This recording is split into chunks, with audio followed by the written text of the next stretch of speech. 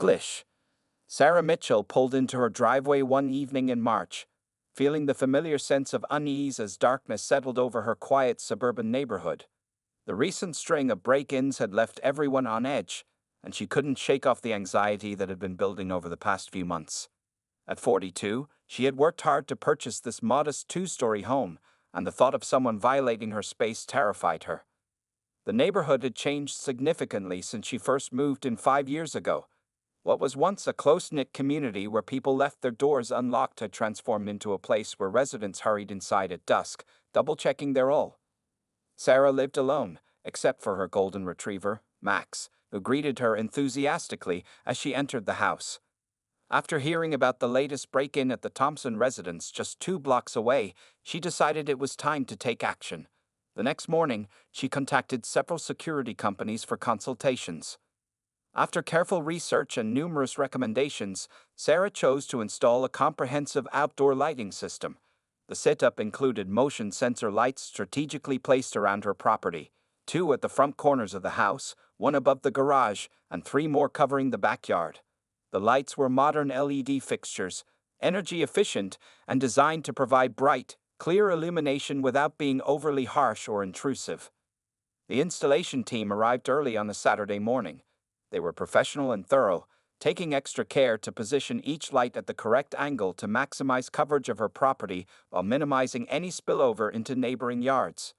The lead technician, Mike, explained every feature of the system, showing Sarah how to adjust the sensitivity settings and timing of the lights. "These lights are designed to be a deterrent," Mike explained as he demonstrated the system. "Criminals typically avoid well-lit properties. They prefer to work in darkness where they can't be seen." Sarah felt a weight lift from her shoulders as she watched the team complete the installation. The entire setup cost her nearly $2,000, but she considered it a worthwhile investment in her safety and peace of mind. The first few nights with the new lighting system were transformative. Sarah no longer dreaded coming home after dark, and Max seemed more relaxed during their evening walks around the property. The motion sensors worked perfectly, activating only when someone approached the house and turning off automatically after a few minutes of no movement. What Sarah didn't realize was that her quest for security was about to trigger an unexpected chain of events. 2 days after the installation, a moving truck pulled up to the house next door. The previous owners, an elderly couple who had been wonderful neighbors, had decided to downsize and move closer to their grandchildren. Their replacement was Kevin Thompson, no relation to the break-in victims, a middle-aged man who seemed pleasant enough during their first brief encounter. Sarah noticed Kevin watching as she adjusted one of the front lights that evening. She waved hello, but he quickly turned away and went inside. It seemed odd, but she dismissed it as new neighbor awkwardness. That night, she slept soundly for the first time in months, confident in her home's improved security. The peace was short-lived. The next morning, Sarah found a handwritten note stuck to her front door. The message, written in aggressive block letters, demanded that she remove her intrusive and unnecessary lighting system immediately. It was signed by Kevin Thompson, who claimed the lights were disrupting his sleep and invading his privacy. Sarah was taken aback by the hostile tone of the note. She had been careful to ensure the lights were properly positioned, and none of them pointed directly at any neighboring windows. The previous neighbors had never complained about light pollution, and the houses weren't even that close together. Each property sat on a quarter-acre lot with mature trees providing natural privacy barriers. That evening, Sarah decided to test the lights herself. She walked around her property and then ventured onto Kevin's lawn to see if there was any validity to his complaints. From every angle, the lights appeared to be functioning exactly as intended, illuminating only her property when triggered by movement. The soft yellow glow barely reached the edge of Kevin's yard, let alone his windows. Little did Sarah know that this simple security upgrade would spark a neighborhood conflict that would escalate far beyond anything she could have imagined. As she went to bed that night, she couldn't have predicted the events that would unfold over the next few weeks, or how her quiet life would be turned upside down by one neighbor's unreasonable demands. The morning after finding Kevin's first note, Sarah decided to take a diplomatic approach. She walked next door with a freshly baked apple pie, hoping to discuss the lighting situation calmly with her new neighbor. When Kevin opened the door, his expression immediately hardened upon seeing her. Despite this, Sarah maintained a friendly demeanor and offered the pie as a peace offering. I got your note about the lights, Sarah began politely. I'd be happy to show you how they're positioned, and maybe we could work together to find a solution if there really is a problem. Kevin's response was far from neighborly. He refused the pie and launched into an angry tirade about how the lights were ruining his life. Those lights flash on and off all night like some kind of disco, Kevin shouted, his face reddening. I haven't had a decent night's sleep since I moved in. You need to take them down immediately, or I'll be forced to take legal action. Several other neighbors, out walking their dogs or tending to their gardens, turned to watch the confrontation. Sarah remained calm, though her hands were shaking slightly. The lights only activate when they detect movement, and they're specifically angled to cover just my property, she explained. With all the recent break-ins in the neighborhood, they're necessary for security. But I'm willing to have the installation company come back and check the positioning again. Kevin wasn't interested in compromise. That evening, Sarah found a second note, this one typed and more threatening in tone. It detailed various local ordinances about light pollution and threatened immediate legal action if the lights weren't removed within 48 hours. Sarah noticed that none of the ordinances cited actually applied to residential security lighting. The situation took an unsettling turn when Sarah's security camera captured Kevin standing in her yard at 2 a.m., using his phone to film her house and the lighting system. When she confronted him about it the next day, he claimed he was gathering evidence and accused her of spying on him with her cameras. Concerned about the escalating situation, Sarah reached out to her other neighbors. Linda Martinez, who lived across the street, revealed that Kevin had also complained about her wind chimes and demanded she take them down. The elderly couple 2 doors down, the Petersons, mentioned that he had confronted them about their grandchildren playing in their front yard during the day. A week into the dispute, Kevin began his campaign of retaliation. It started with small things, parking his car so it partially blocked Sarah's driveway, letting his trash bins remain in front of her house for days, and accidentally spraying her flowers with weed killer while tending to his lawn. Each time Sarah attempted to address these issues, Kevin would deny any wrongdoing and turn the conversation back to the lights. The situation reached a new level when Kevin installed his own outdoor lights. Massive, industrial-grade floodlights pointed directly at Sarah's bedroom windows. Unlike her motion sensor lights, these stayed on continuously from dusk until dawn. When Sarah politely asked him about the lights, Kevin smugly replied, "Now you know how it feels." Sarah documented everything meticulously. She took dated photographs of Kevin's actions, saved his notes in plastic sleeves, and backed up all her security camera footage. She also started keeping a detailed journal of every interaction, including witnesses who had observed Kevin's increasingly erratic behavior. The breaking point came during a particularly tense encounter when Kevin stormed onto Sarah's property while she was gardening.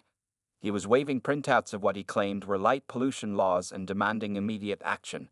Sarah's neighbor Tom, who was mowing his lawn nearby, witnessed Kevin's aggressive behavior and called the police. When the officers arrived, they found Kevin in the middle of his rant, while Sarah calmly showed them her documentation of his escalating harassment. The police officers examined both properties and confirmed that Sarah's security lights were properly installed and positioned. They warned Kevin about trespassing and harassment but stopped short of issuing any citations. That evening, as Sarah sat in her living room with Max by her side, she heard unusual noises coming from her backyard. The security cameras showed Kevin attempting to adjust one of her motion sensors, using a long pole from his side of the fence. When the light activated, he quickly retreated, but not before the camera captured clear footage of his actions. Sarah realized this situation had moved beyond a simple neighborhood dispute. Kevin's behavior was becoming increasingly unpredictable and potentially dangerous. As she reviewed the security footage of his latest attempt to tamper with her property, she knew she needed to take more serious action to protect herself and her home. The morning after finding Kevin's first note, Sarah decided to take a diplomatic approach. She walked next door with a freshly baked apple pie, hoping to discuss the lighting situation calmly with her new neighbor. When Kevin opened the door, his expression immediately hardened upon seeing her. Despite this, Sarah maintained a friendly demeanor and offered the pie as a peace offering. "I got your note about the lights," Sarah began politely.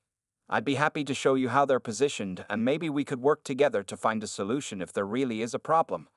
Kevin's response was far from neighborly. He refused the pie and launched into an angry tirade about how the lights were ruining his life. "Those lights flash on and off all night like some kind of disco," Kevin shouted, his face reddening.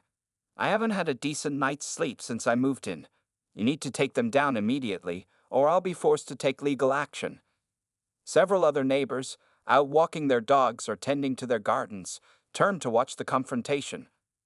Sarah remained calm, though her hands were shaking slightly.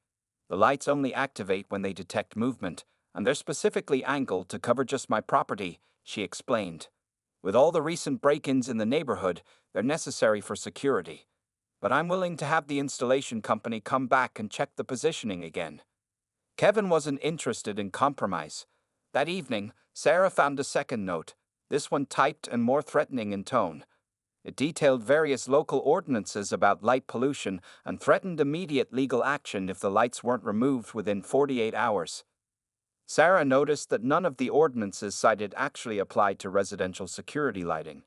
The situation took an unsettling turn when Sarah's security camera captured Kevin standing in her yard at 2 a.m., using his phone to film her house and the lighting system.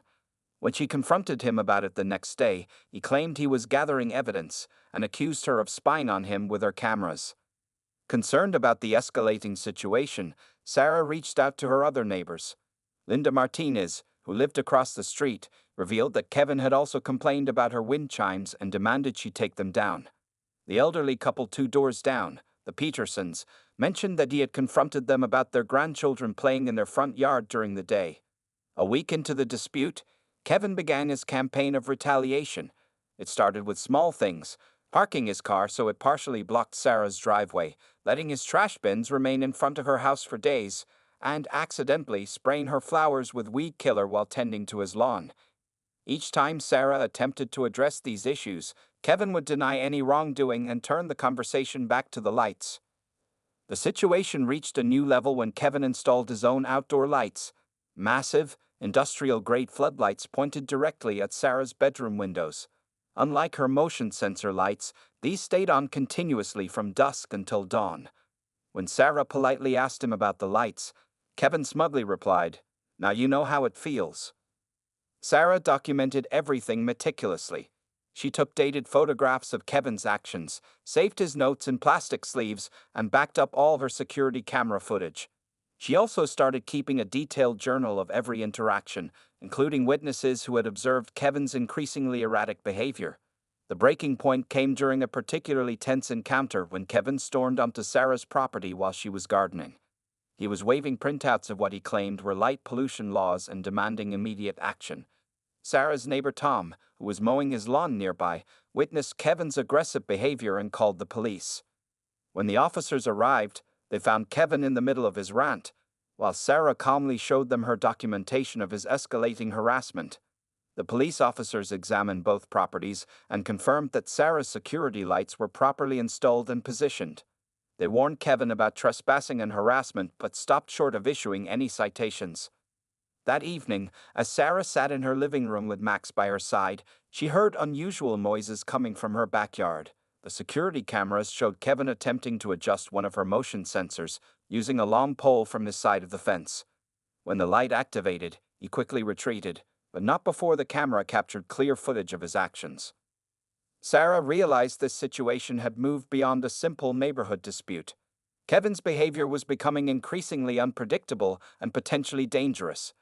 As she reviewed the security footage of his latest attempt to tamper with her property, she knew she needed to take more serious action to protect herself and her home. The noise that Sarah heard that night was just the beginning of Kevin's most aggressive retaliation yet. He had set up massive outdoor speakers in his backyard, positioning them directly toward Sarah's house. At exactly 11 p.m., the speakers erupted with heavy metal music at an ear-splitting volume that made her windows vibrate. Sarah immediately called the police's non-emergency line to report the noise disturbance. While waiting for them to arrive, she received texts from several neighbors who had also been awakened by the thunderous music. The Petersons, whose bedroom faced Kevin's yard, were particularly distressed as Mr. Peterson had recently returned from the hospital after heart surgery. When police officers arrived 15 minutes later, Kevin initially refused to answer his door. The music continued blasting as officers knocked repeatedly. Finally, after they threatened to issue a citation, Kevin emerged, claiming he was just having a small gathering. However, this was just the beginning of Kevin's new strategy. That early next evening, he hosted what he called a light pollution awareness party.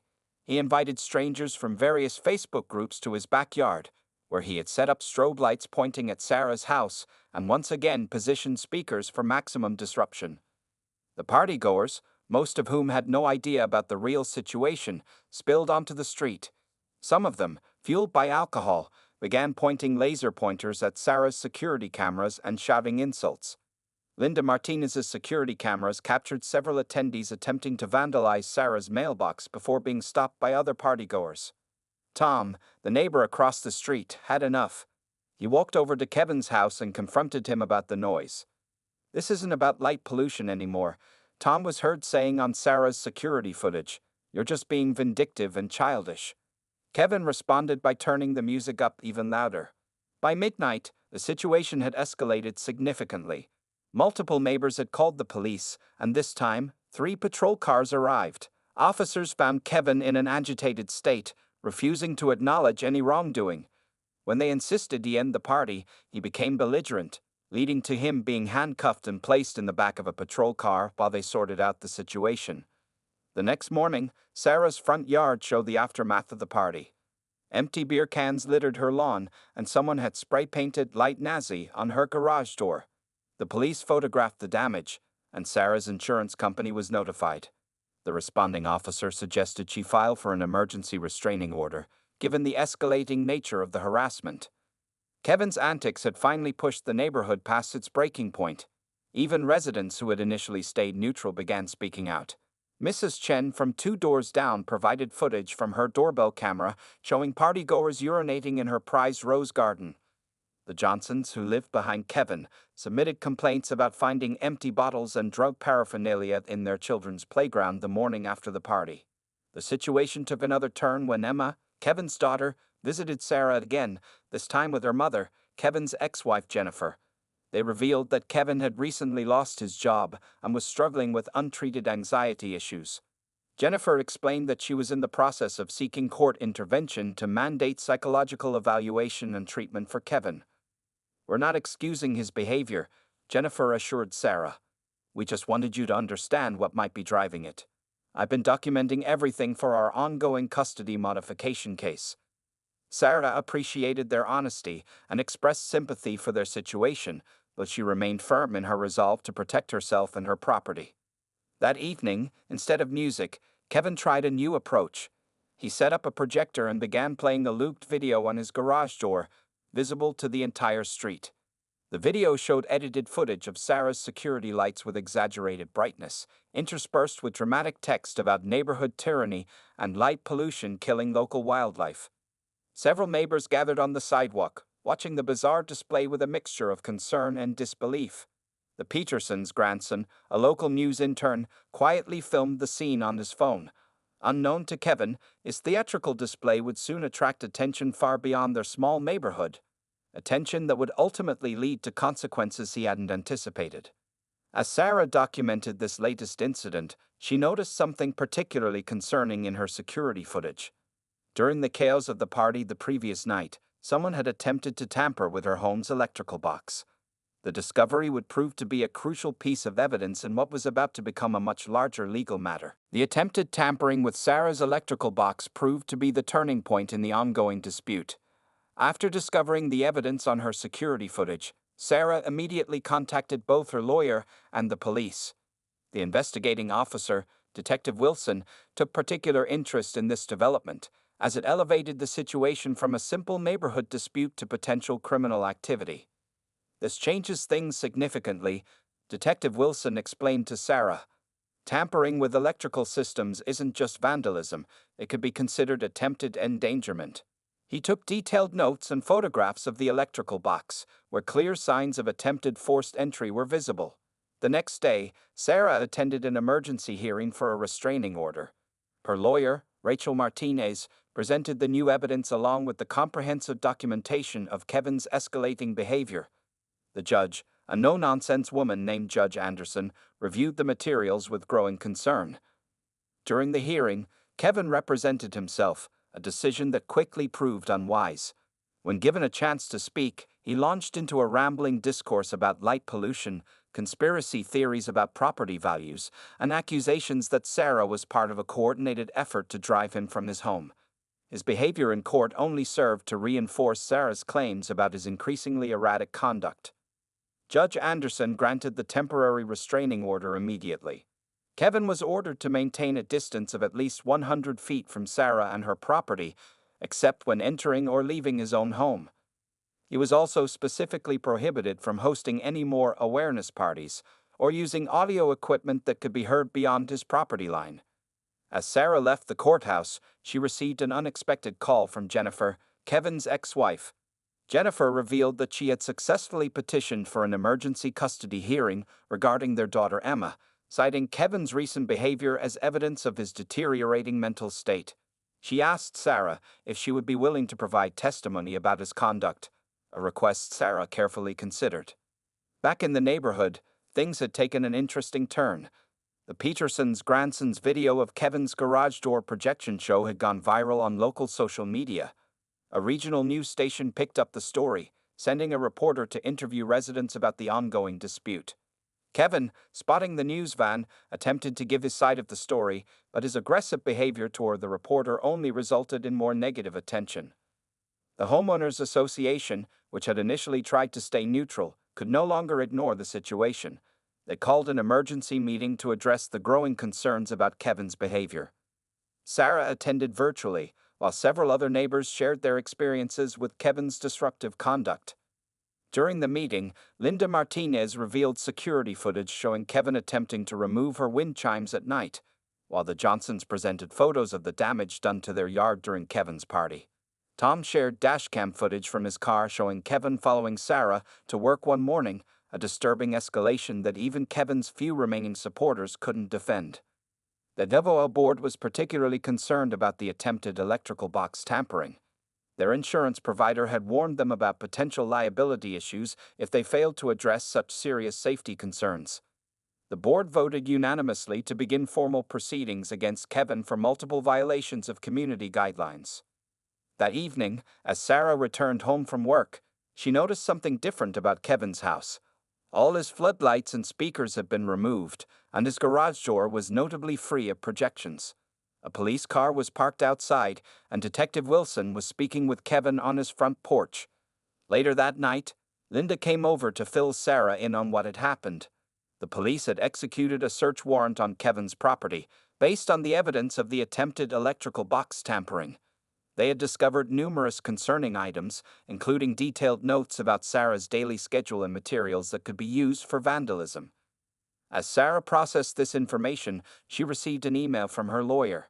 The district attorney's office was considering pressing criminal charges against Kevin based on the accumulated evidence. They wanted to meet with Sarah the next day to discuss her testimony.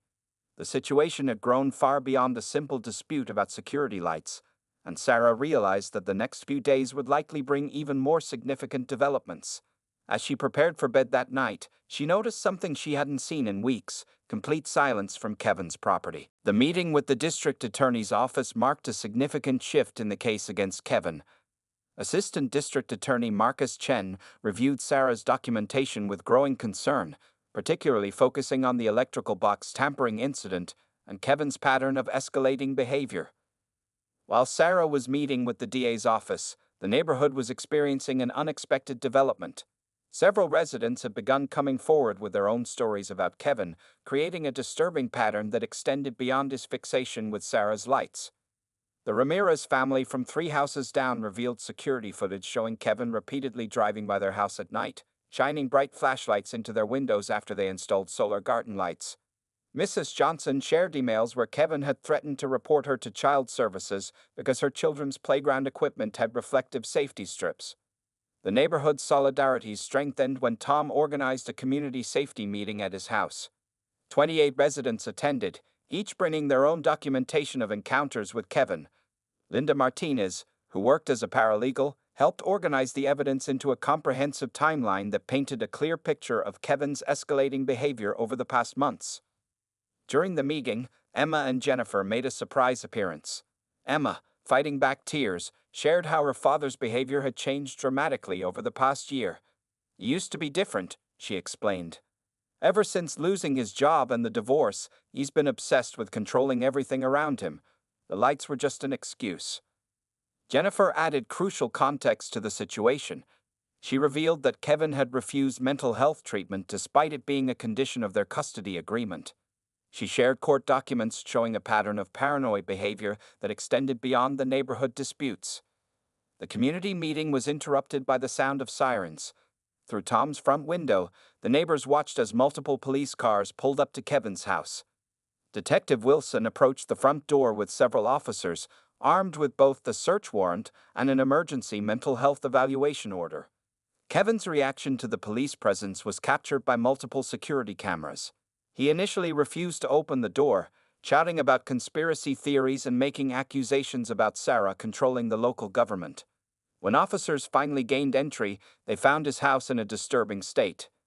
The interior of Kevin's home revealed the full extent of his obsession. One room was entirely dedicated to monitoring Sarah's activities, with walls covered in photos, schedules, and maps.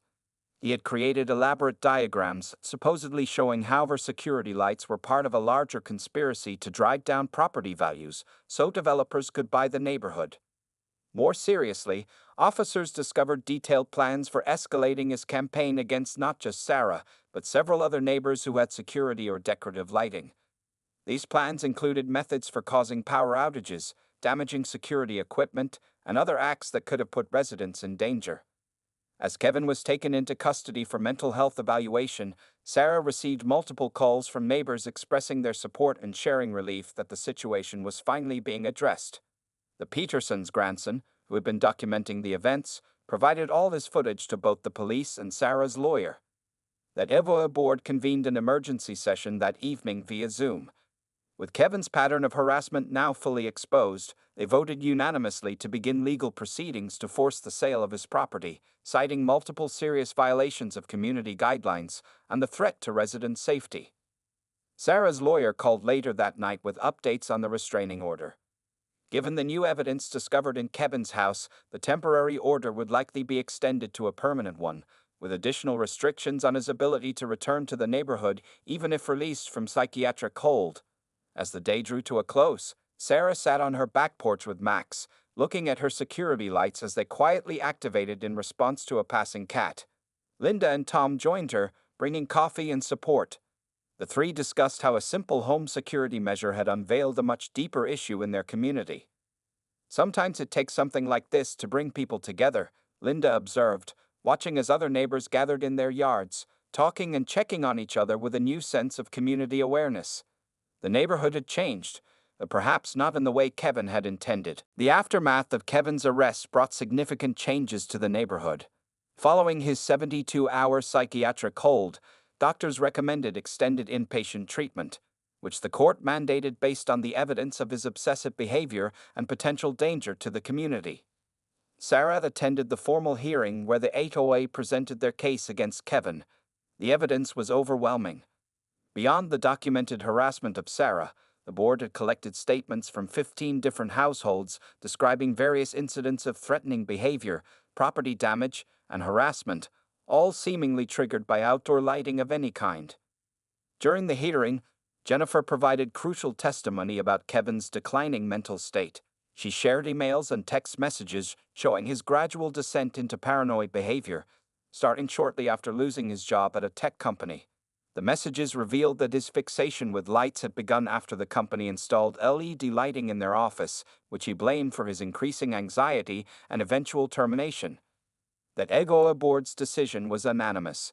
Kevin would be forced to sell his property within 90 days of his release from psychiatric care.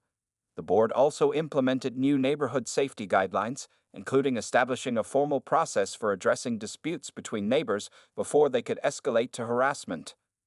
Sarah received unexpected support from an unlikely source. Kevin's daughter Emma, with her mother's permission, asked to meet with Sarah to share important information. Over coffee at a local diner, Emma revealed that she had found additional evidence in her father's garage: receipts for industrial electrical equipment and blueprints of the neighborhood's power grid. This new evidence proved crucial in understanding the full scope of Kevin's planned retaliation. The electrical equipment he had purchased could have caused widespread power outages and potentially damaged multiple homes' electrical systems. The discovery led to additional charges and strengthened the case for mandatory psychiatric treatment. The neighborhood's response to these revelations was remarkable. Led by Tom and Linda, residents organized a community safety workshop. Local police officers provided training on security measures, and several security companies offered discounted rates for home systems. The incident had transformed a loose collection of neighbors into a tight-knit community looking out for each other.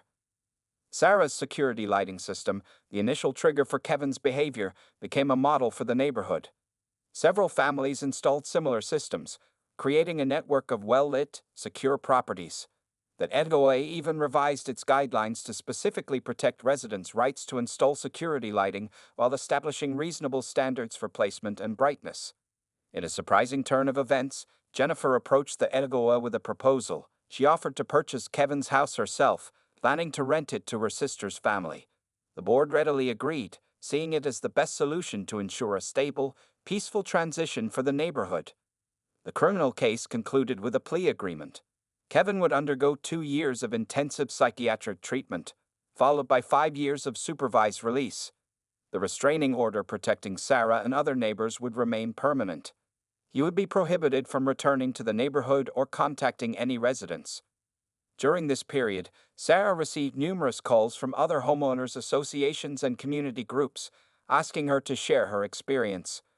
Her careful documentation and measured response to Kevin's escalating behavior had created a framework for dealing with similar situations. She began working with her lawyer to develop guidelines for other communities facing harassment issues. The local news station that had initially covered the story did a follow-up piece on the neighborhood's transformation. They focused on how the community had turned a frightening situation into an opportunity for positive change. The reporter interviewed several residents, including Sarah, about the importance of community solidarity in facing such challenges. As fall approached, the neighborhood organized its first annual block party, something that hadn't happened in years before the incident. Residents gathered in the street between Sarah and Kevin's former house, now occupied by Jennifer's sister's family. The atmosphere was relaxed and friendly, with children playing under the gentle illumination of security lights that no longer seemed controversial. The evening of the block party, Sarah stood in her backyard, watching her security lights activate as neighbors moved between houses. What had started as a simple safety measure had evolved into a catalyst for positive change, bringing together a community that was now stronger and more united than ever before. 1 year after the initial confrontation over Sarah's security lights, the neighborhood had transformed into a model community. The changes went far beyond improved security measures. The incident had created lasting bonds between residents and established new standards for neighborhood cooperation. Kevin remained in psychiatric treatment, making steady progress according to reports Jennifer occasionally shared with the HOA board.